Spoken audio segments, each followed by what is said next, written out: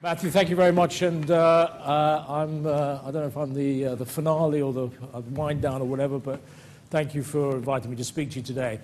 As you heard, I mean, my story is the story of the one small shop that became the global business, the challenger brand that today is sort of seen as really the establishment in our field, the small little business that took on the great big banks. When I started this business, which was back at the end of 1976, you know, there was, just to remind you, there was exchange control. If you remember, we could only take no more than £50 of foreign currency out at the time, little white sticky forms at the back of our passports. The banks all had to sign them. We had to go to the Bank of England for permission for each individual location. This world was dominated by some of the largest and oldest organizations and banks in the world. Tax rates were somewhere between 83% and 98%. And there was already talk of a common European currency. Why would you ever go into this business?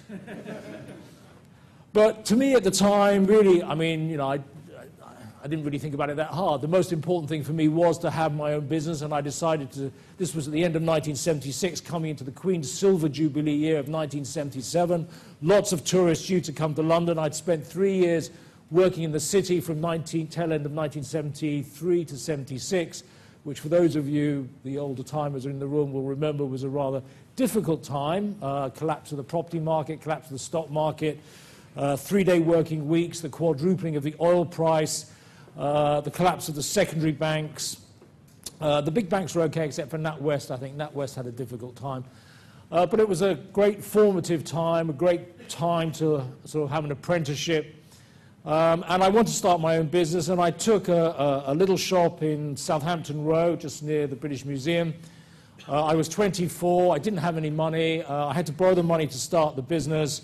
Didn't want to go to family, and somebody I knew who was actually in the property business at the time, and I knew he had all sorts of problems. I was talking to him about my plans, and he was asking me what was I planning to do, and in the end he actually agreed to lend me the money, although he said, to be fair, he didn't have the money because he had difficulties with the banks, but his wife had the money, and he would lend me, or she would lend me the money to start the business. And I took this little shop in Southampton Row, and for the first 3 months, 7 days a week, 12 hours a day, all there was me. And I used to have to shut the shop to go to the toilet in the hotel next door because there was no loo in the shop. And my first customer came in to change 300 French francs, if you remember what they were. And you never know, you might see them back again. And I sort of, you know, when I tell this story, I used to say that as a bit of a throwaway joke, but actually it's not such a joke anymore.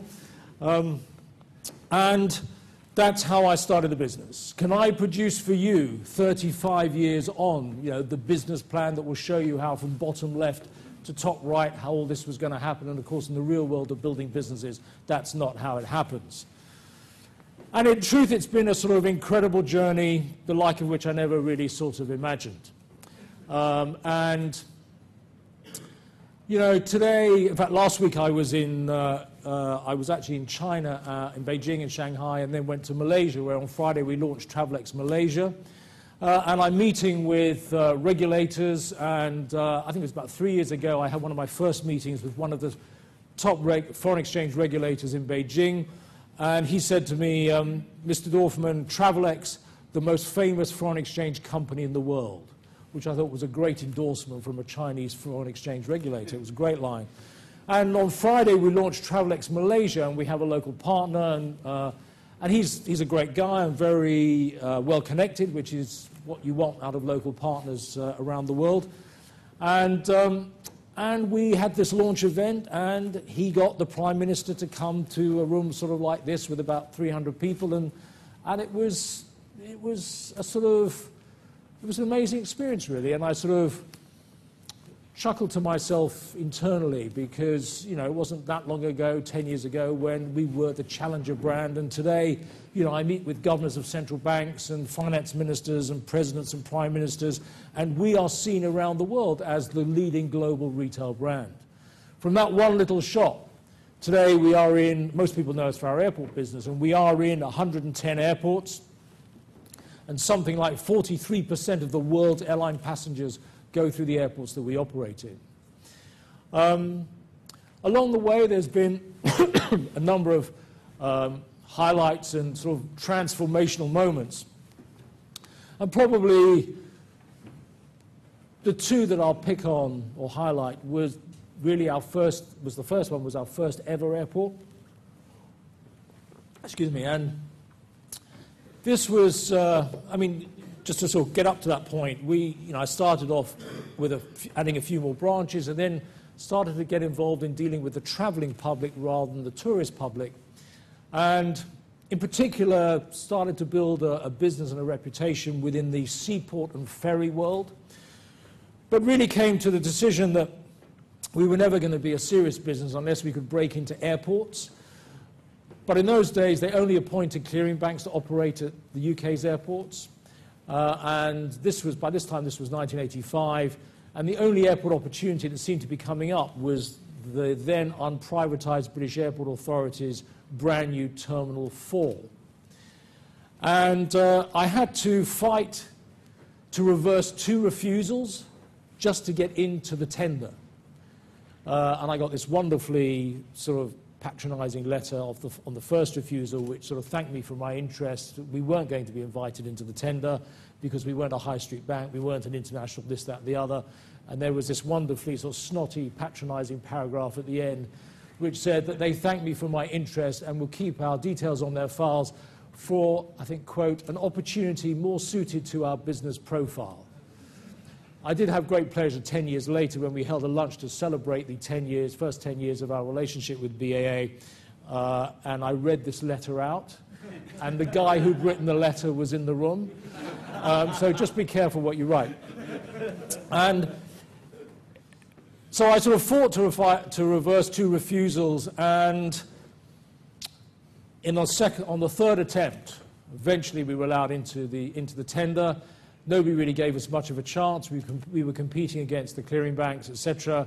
But sometimes long shots come in, and I had, in order to sort of beef up the side, not only from a financing point of view, but also from a credibility point of view, I decided that we needed to, for the purposes of our tender, to bring in a big brother, a well-known, respected financial name, who would sort of, the very appearance of their name would help to reinforce and add credibility to what we were trying to do. And I'd been well introduced at the time to the old, they've sort of packed up and gone home since then, but the old merchant bank, Hambros Bank, if you remember it, and they, half-humouring me, agreed to back me and provide all the letters of support and the financing if we were successful, but they didn't rate our chances.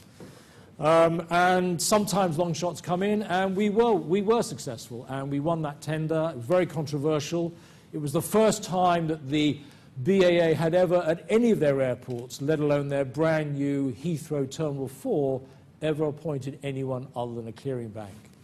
The rest, as they say, is history. Around the UK today, you won't see any more clearing banks operating at all, and of course around the world, that's sort of what's happened.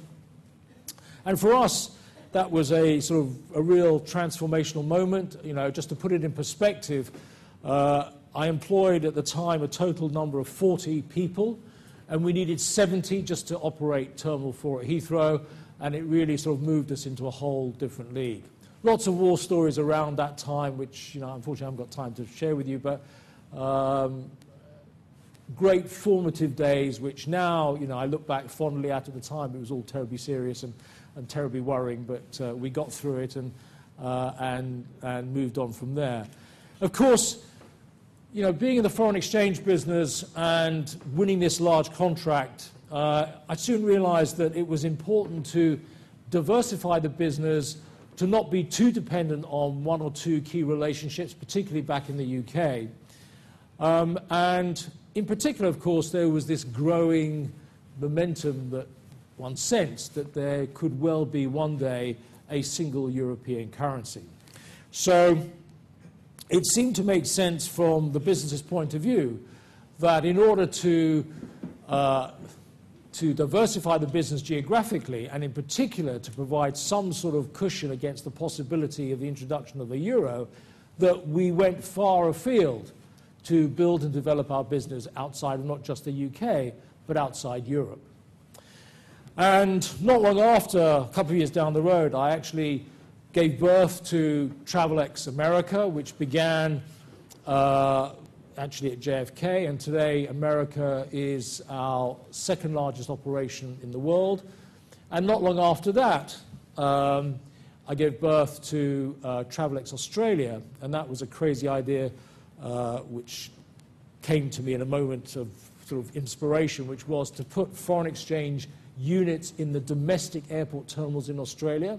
Everybody thought I was crazy, including the Australians, but in the end, the domestic airline that I approached to do this with, there were two at the time. One was called Australian Airlines, which was government-owned, and the other one was called Ansett, for those of you who know Australia at that time. And Ansett ended up liking the idea so much that they turned around to me in the end and said, instead of being your landlord, we'd like to be your partner. And I don't know how much about us you know. This was a conversation with the then CFO of Ansett. But he said, we also own 270, apart from our airline and our terminals and our passengers, we also own 270 travel agencies. We own 70% of Diners Club Australia. We're 50% owned by News Limited, and we're 50% owned by TNT. And what we'd like to say to you is, here's Australia, do your thing. And I said, well, what sort of partnership do you have in mind? And they said, well, we think straight 50-50. Well, you don't need to be a professor at the Harvard Business School to think, am I going to do better on my own 12,000 miles away, or am I going to do better in partnership with them? And I ended up going into partnership with them.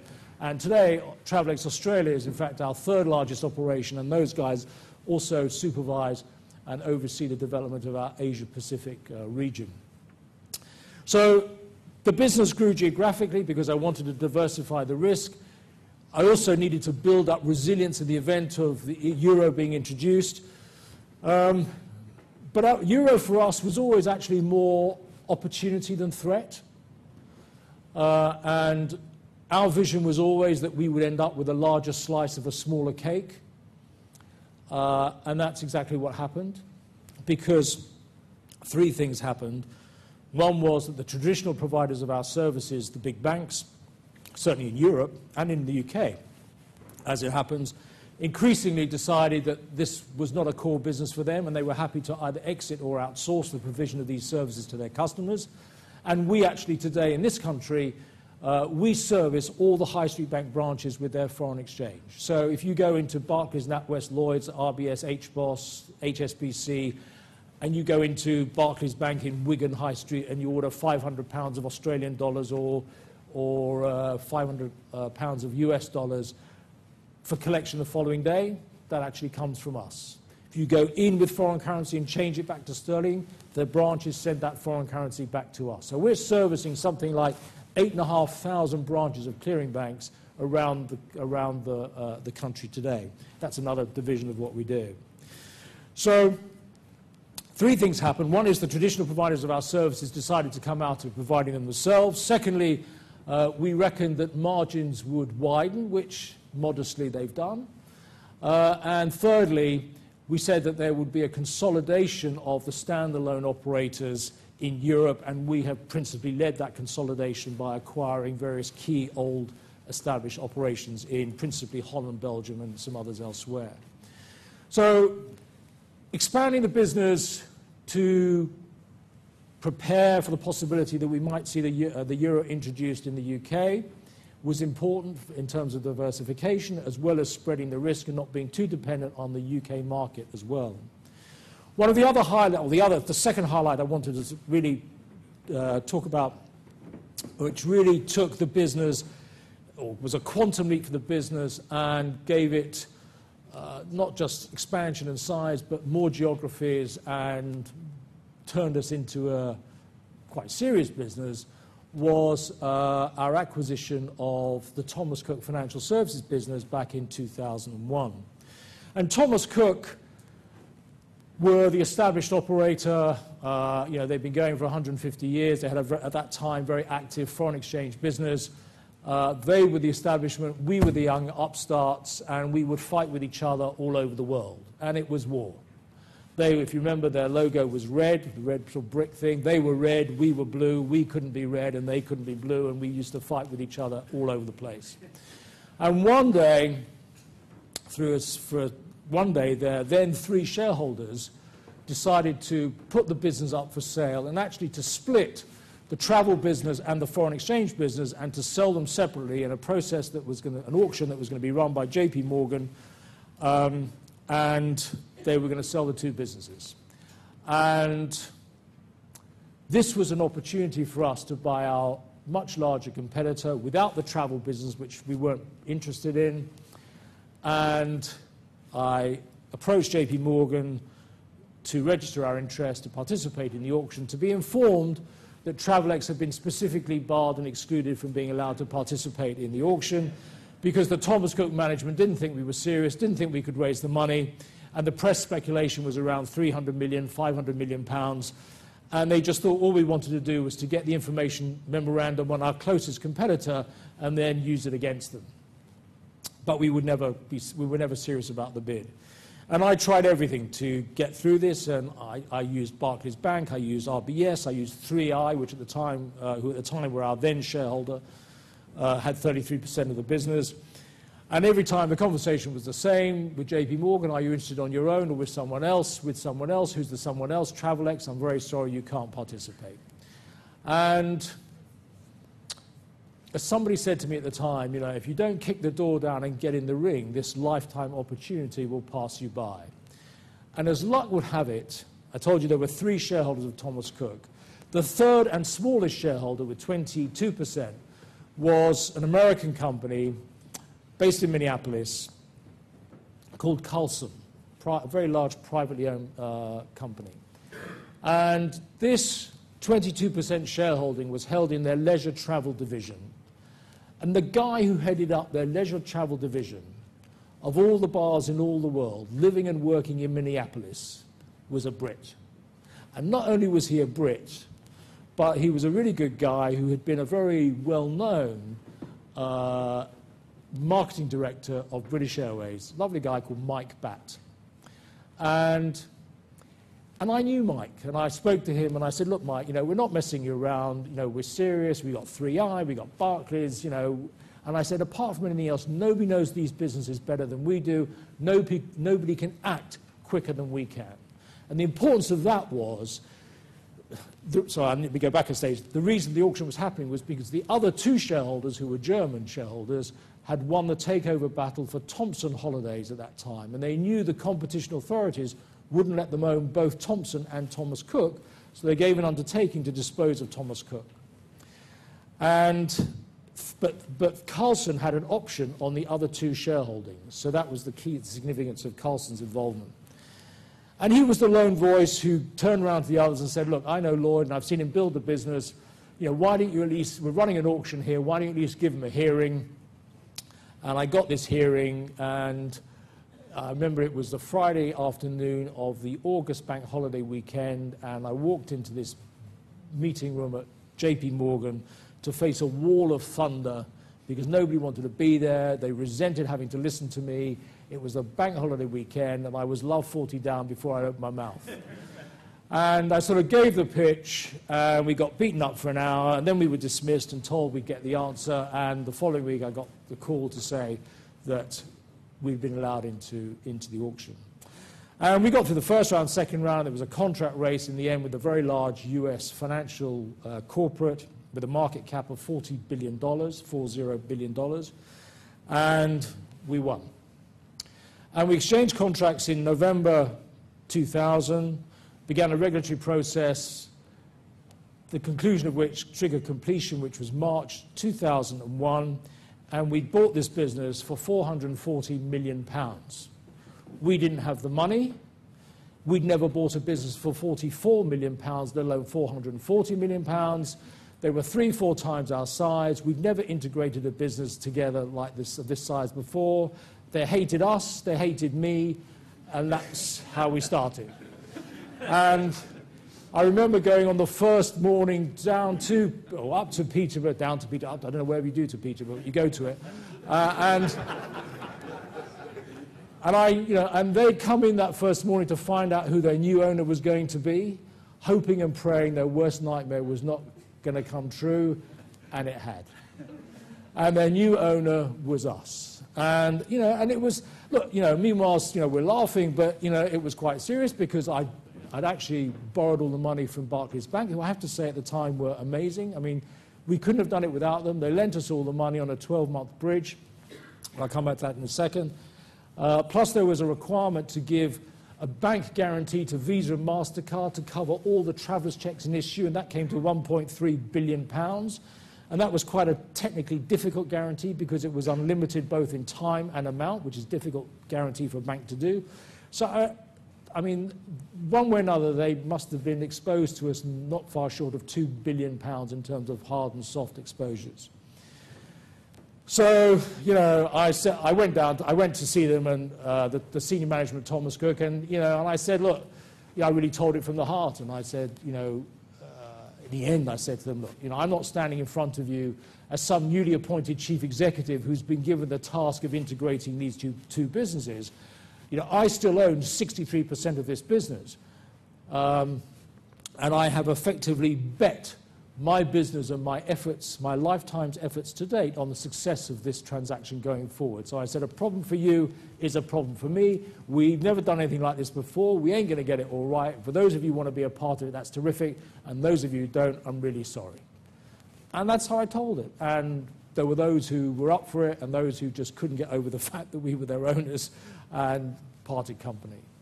But the really interesting thing was, and it turned out, and it was a great acquisition, not least because, and I promise you, we did not know this at the point we exchanged contracts back in November, or even we weren't sure we could do this even at completion, which happened in March 2001.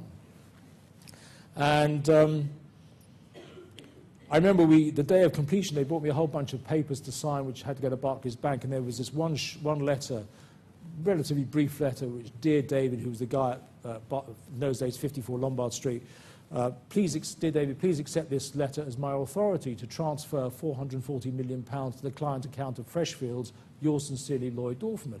And as I signed it, I laughed, and everyone said, why are you laughing? I said, because somehow the brevity of this letter doesn't quite match the enormity of what it is I'm doing. And they lent us the money. We completed in March 2001. And by October 2001, 7 months later, we were able to repay the whole £440 million, and we didn't sell any businesses. It was a good deal. So we'd ended up buying this business at auction, in effect, for nothing.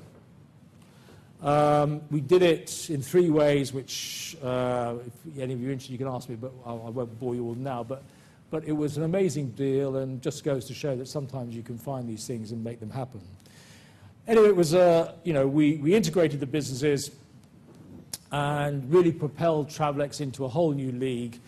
And we continued to grow geographically. We built up other businesses. We were building up a payments business because I was keen to diversify the business away from just being dependent on travel-related foreign exchange. I wanted to build up a foreign exchange business that was based on trade-related activity, and in particular payments.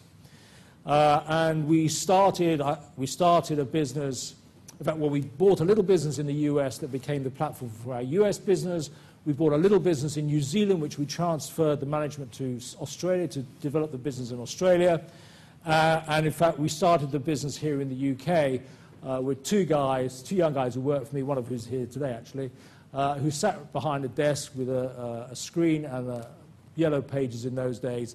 And I said, guys, go find some people to make some payments. So they did.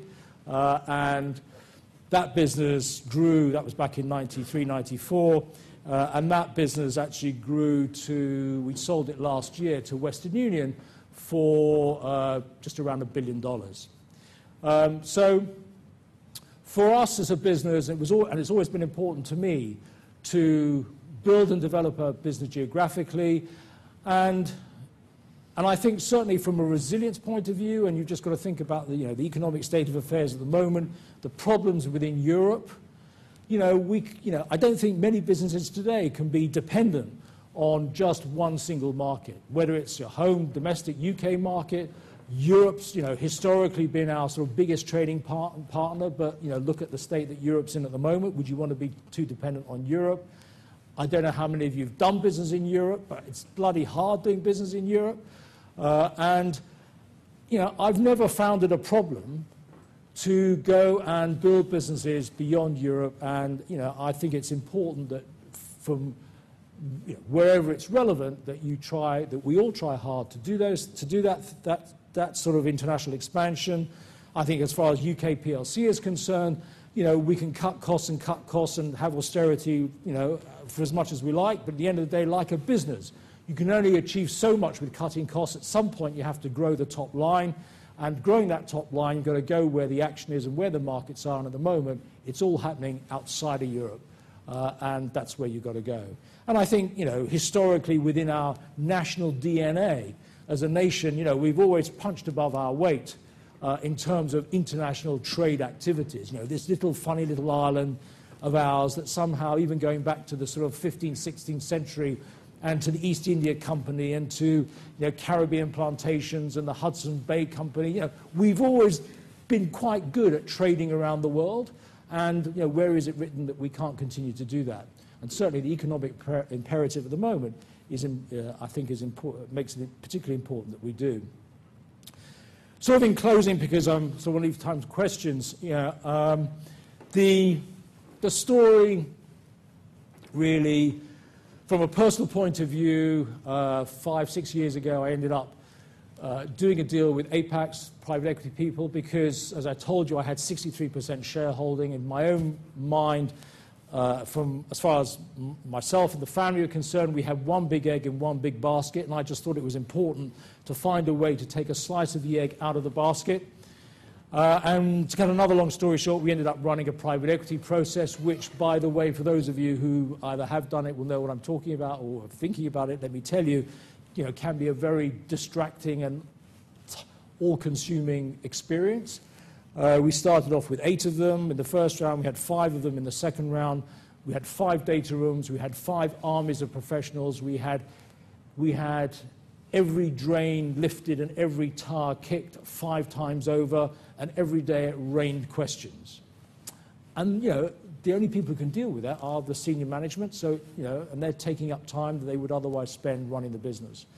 In the end, it boiled down to Apax and Goldman Sachs, and in the end, I decided to go with Apax for a number of reasons, one of which was that they brought in Standard Chartered Bank to participate in their bid. And whilst, with respect to private equity guys in the room, one private equity shareholder is the same as another private equity shareholder.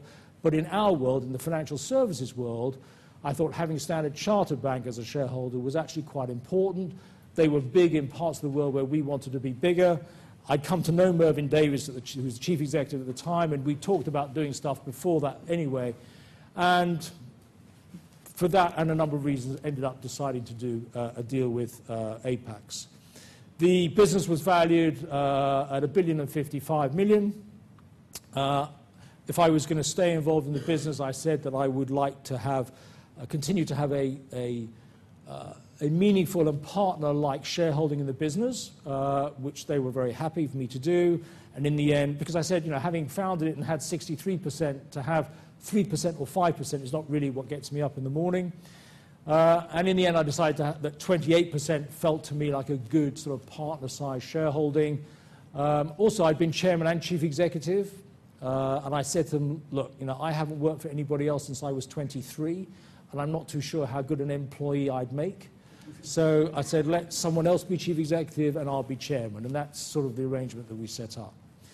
So that's sort of the history so far.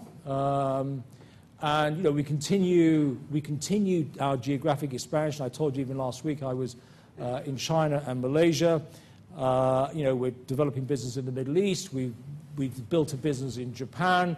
We've just bought a business in Brazil because we feel we're a bit underweight in South America. And if you're going to go to South America, Brazil is sort of the place to go to start. there's still life in the old dog yet. You know, we're still punching away as a business, and the story is not over yet. In conclusion, I just thought I want to sort of, when I talk about entrepreneurship, I'd like to share my favorite quote, which actually comes from an American president, and I think sort of summarizes, or sort of, I like these words because it really hits the spirit of what it is to be an entrepreneur. It's from actually the President Theodore Roosevelt. Some of you may know this quote, I don't know if you do, but I like these words, and it's this, they're these. It is not the critic who counts, not the person who points out how the strong man stumbles or where the doer of deeds could have done better.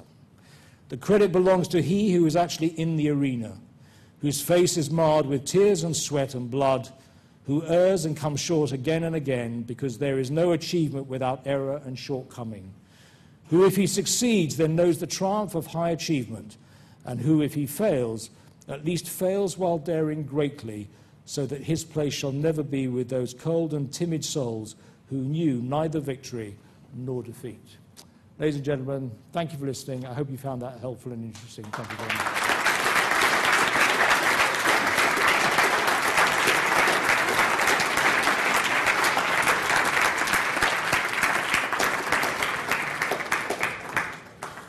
I'm happy to take any questions. Yeah.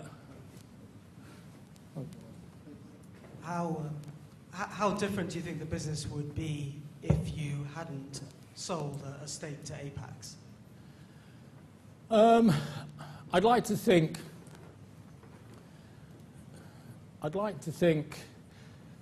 that the business wouldn't be very much different from what it is now. I mean, I told you we'd sold our payments business last year to Western Union.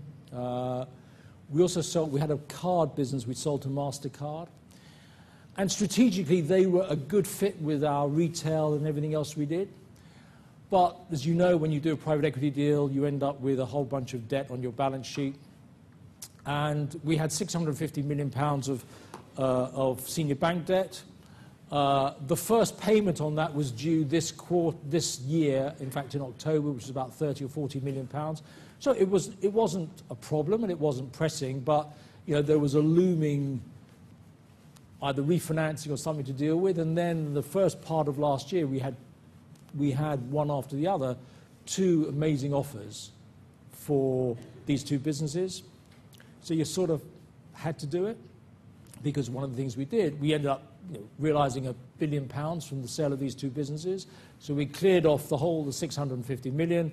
We've used 100 million to buy this business in Brazil, and it feels a better place to be. The business has become a slightly smaller business, but the remaining business was bigger than the other two businesses that we sold put together. And you know, as I said to at our management conference at the end of last year, I said to the troops, you know, who are used to us buying, growing, acquiring, building, you know, and suddenly we're a bit smaller than we were. And I said, look, really, you know, you have to understand, you know, the best analogy I can think to give you is, would you rather have a £5 million house with a £5 million mortgage, or would you rather have a £3 million house with no mortgage?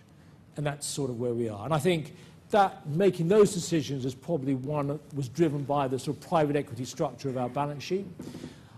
Apart from that, in terms of the geographic expansion that we've done and everything else, it's just more of same, and we would have been doing it anyway. You want to? What contingency plans have you got for the breakup of the euro? Well, we're not. We haven't got Greek drachma in storage. But you know, we are. You know, we will be an important conduit of, you know, when it happens. If it happens. Yeah, let's make no mistake. You know, this will produce a financial tsunami that, you know, we will not be immune to. So, and this is all uncharted territory. Nobody knows. Don't think anybody knows quite what the ramifications of all this will be. But you know, we will inevitably be quite an important conduit of this, because we operate in these strategic gateway locations. I we actually carried out the first ever euro exchange, which was on midnight in New Zealand, because that's the first place that hits midnight. You weren't allowed to produce any euro notes till that point. And we did it at our airport location in Wellington Airport. We did the first ever euro exchange. So whether we do the first one back again, I don't know. But we, in terms of our links with the banks, the banking system, we're a natural and important conduit of whatever happened, And nobody's phoned us yet. So we'll wait and see, but we'll be part of it. Yep. Hi, there have been a couple of references today on the importance of having clarity on the end game. When you set up Travelex all those years ago, what sort of end game did you have in mind at that point? And you said that you didn't have a clear plan from bottom left to top right, but what vision did you have at that point? I was 24. The most important thing for me at the time was to earn a living.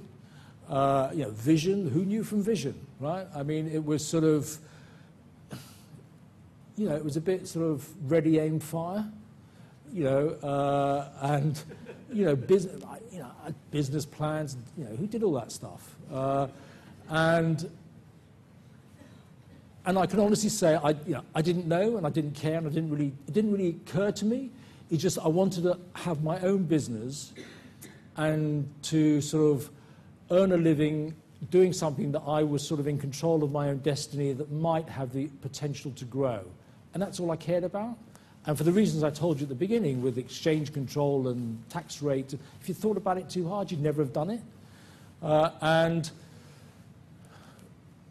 But as you sort of, as you grow and you earn a living, and then you earn a better living, and then you start to think about accumulating capital, and that's nice, and accumulating more capital would be even nicer, and you start to do those stuff, and then you start to clarify your thoughts. And from my own point of view, it's just a personal thing. I'm not into dynasties. I think dynasties come and dynasties go, and I didn't want to sort of place that obligation on my kids. And I think it's important not to. Somebody once said to me, don't fall in love with your business. Yes, when it's growing, it's exciting, it's great. But at the end of the day, it's a business, and it's a way of earning a living and building capital, and that's great, and to do the things that you want to do when you want to do them. But, life ain't a rehearsal, and you've got to be able to, I think, if you're fortunate enough to make money, I think it's important you give something back from a sort of charitable activity. And you do, and I don't want to over-intellectualize all that. You do what you want to do when you want to do it and with whom you want to do it. At the same time, I think it's important to enjoy it as well, because, you can be the cleverest businessman in the world, and you can be the shrewdest investor in the world, and you can be the most philanthropic person in the world. And so bloody what? Because at the end of the day, you end up a pile of dust under the earth, and what was all that for? So, as you sort of go to close your eyes in the last final moments of your life, you want to think back and think, yeah, I did all that. Not, I wish I had a bit longer because I might start to enjoy it, or I might start to do stuff. So, it's sort of, I don't think you should over-intellectualize it, but, it's great building businesses. It's great if you can make some money out of it. But enjoy it. But taking a slice of the egg out of the basket was important to me, but I wanted to continue to have involvement. So initially, the short answer to your question is initially not at all, and then you sort of get more serious about it. Yeah. Well, firstly, thanks for really inspiring. I'm glad I stayed now. I was going to go earlier. Oh. Thank you. I'll take that as a compliment. It's really inspirational. What you talk about, I think, it's a lot about momentum. Yeah. It's about, courage with momentum. Yep. And you talked about the troops. How do you? Well, one of the things I often find is I'm slightly at odds with my team, because I'll go back in and I've got this what they consider a completely wild, nutty idea, because they're busy doing something else. How do you pull, a team with you to do that courageous thing when they'd rather, not have to get sidetracked onto this mad, nutty, stupid thing that you've come up with? It's sort of... can I ask you how much of your business do you own? All of it. All of it. Well, there should be no discussion or debate. Yeah.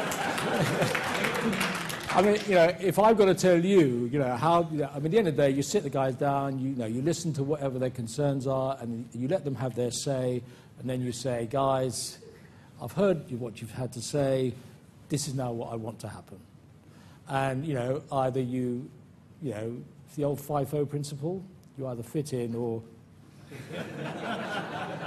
And for me, it's why I asked the question. Why I asked the question of how much you. For me, it's a slightly more complicated thing because, today, Apax have got 56%. I've got 28%. Standard Chartered got 7%. The rest is with management. I've stepped back from being chief executive. We have a very, very bright, able chief executive who's doing his thing. And I'm not executive chairman, I'm not non-executive chairman, I'm chairman. This is still my biggest single investment. I will never have another investment the rest of my life as big as the one I still have in Travelex. I'm the second largest shareholder, and this is my money, not some fund's money where I'm managing a whole bunch of institutions' money where if it goes well, I get 20% of the upside. This is my... So do I care? Yes, I care. But at the end of the day, I'm not running the business anymore day to day. I'm still a powerful and influential force for good, I hope. If you want to step back and do the thing that I did, which was to take a slice of the egg out of the basket and to bring in outside shareholders and to bring in bright CEOs, you have to let bright CEOs do their thing. So in my case, in your question, it's a slightly more complicated process. And,